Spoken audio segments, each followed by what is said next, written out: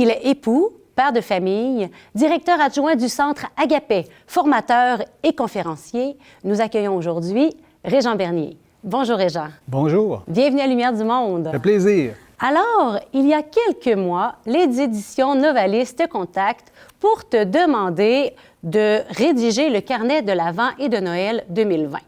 Spontanément, c'est non. Mais si je regarde sur le carnet, c'est bien ton nom qui est écrit ici, Régent Bernier. Que s'est-il passé après ce nom?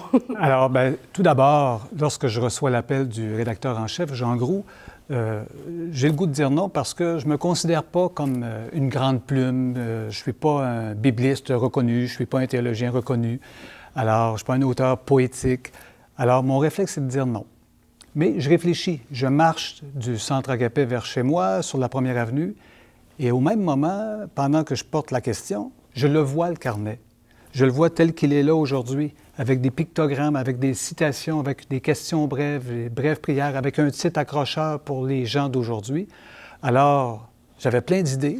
Et ce que je voyais, même sur la Première Avenue, me donnait le goût d'écrire à ce sujet. Alors, le voici. Tu étais pris au piège de ton imagination débordante et de l'Esprit Saint qui est en train de souffler aussi. Eh oui, ça, c'est évident. C'est beau. Mais en écrivant ces pages, qu'est-ce qui te portait? Qu'est-ce que tu avais dans le cœur? C'était quoi ton intention là, que tu avais envie de transmettre aux gens? Tu seras d'accord avec moi, Geneviève, que le temps de l'Avent, le temps avant Noël, qu'on soit croyant ou non, partout, il y a comme une bienveillance généralisée. On voit le meilleur de l'être humain. Dans les centres d'achat, ils sont achalandés, peut-être un peu moins cette année, mais les gens sont courtois. Il y a des sourires, il y a la musique de Noël, il y a des soupes populaires, les épiceries accueillent les denrées alimentaires pour les personnes pauvres, les paniers de Noël, même les bulletins, exactement. Les bulletins de nouvelles se terminent souvent avec une note qui montre l'humain à son meilleur. Alors, je trouve qu'il y a une convergence, il y a des conditions gagnantes pour se questionner sur notre vie, pour bien voir qu'est-ce qui est essentiel. Et doublement cette année, la pandémie nous a comme donné un temps d'avant prolongé où on peut s'épurer du superflu, être plus proche de soi et ralentir le rythme. Alors c'est un peu ça avec des réflexions contemporaines pour essayer de rejoindre le plus vaste public possible. Pas seulement ceux qui vont à l'Église, mais ceux qui sont visage, consciemment ou non, du Christ dans le monde d'aujourd'hui. C'est vrai que le temps de l'Avent est un temps propice où le cœur est ouvert pour accueillir cette bonne nouvelle. Tout à fait. Puis, lorsqu'on regarde les enfants vont rappeler aux parents à quel moment on va faire le sapin de Noël. Moi, ma petite fille, ce matin encore, quand est-ce ce moment qu'on fait le sapin de Noël? Alors, pour eux, c'est pas quelque chose de plus à faire. Et lorsqu'on ressemble aux enfants et on se fait prendre au jeu, nous-mêmes, on prend plaisir à décorer, on prend plaisir à attendre. Et l'attente, dans ce cas-là, n'est pas un fardeau. On n'est pas impatient. Ce serait triste, moi, quand j'étais jeune, puis je voyais les cadeaux qui se rajoutaient au pied du sapin.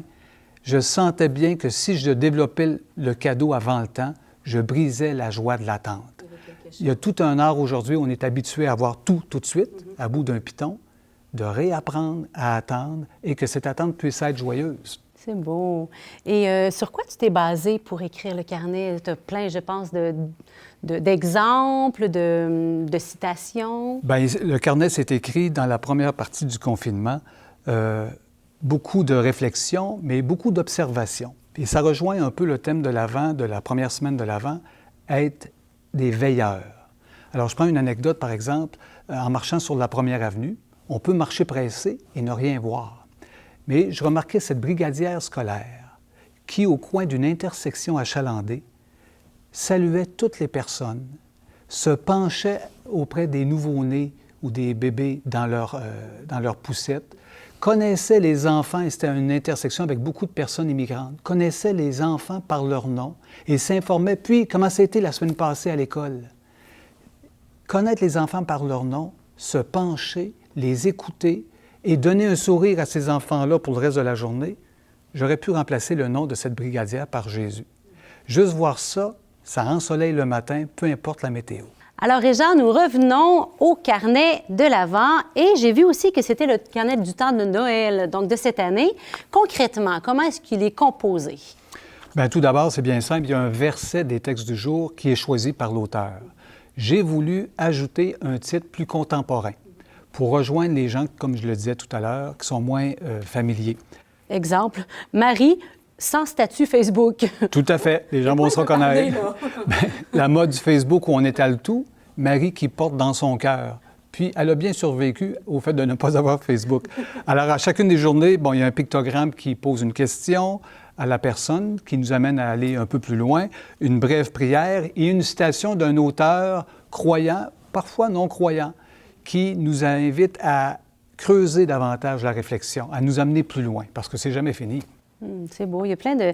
J'ai bien aimé là, le feuilleter et voir les questions, justement, qui nous aident vraiment à intégrer puis à appliquer à notre propre vie toutes ces réflexions. C'est vraiment une belle démarche, une belle retraite qu'on peut vivre à travers l'Avent que tu nous proposes cette année.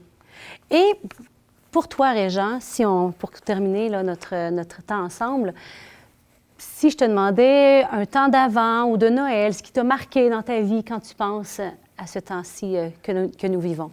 Quand on pose cette question-là à des adultes, spontanément, ils vont revenir à leur Noël d'enfance. Pourquoi? Et on en reparle, peu importe notre âge, avec la nostalgie un peu. Et les yeux se remettent à briller.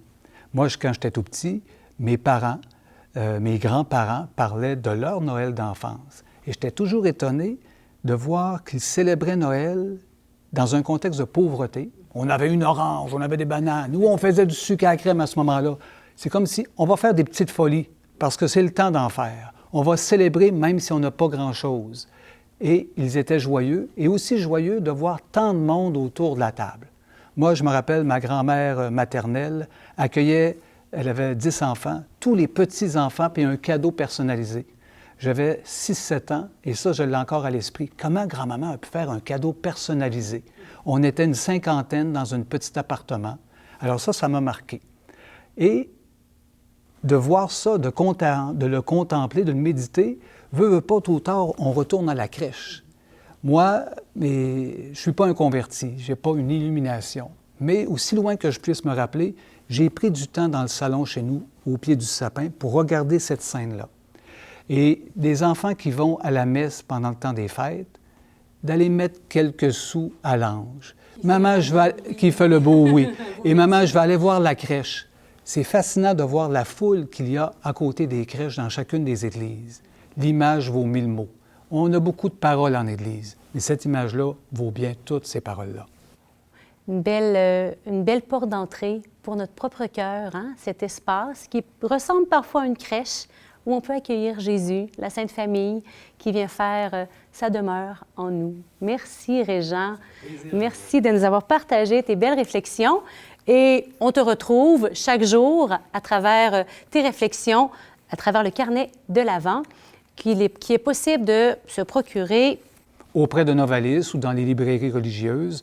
Alors, c'est à coût d'un café, le prix d'un café. Bon, bien, chaque matin, en prenant mon café, je vais regarder ça. Un grand merci, Régent.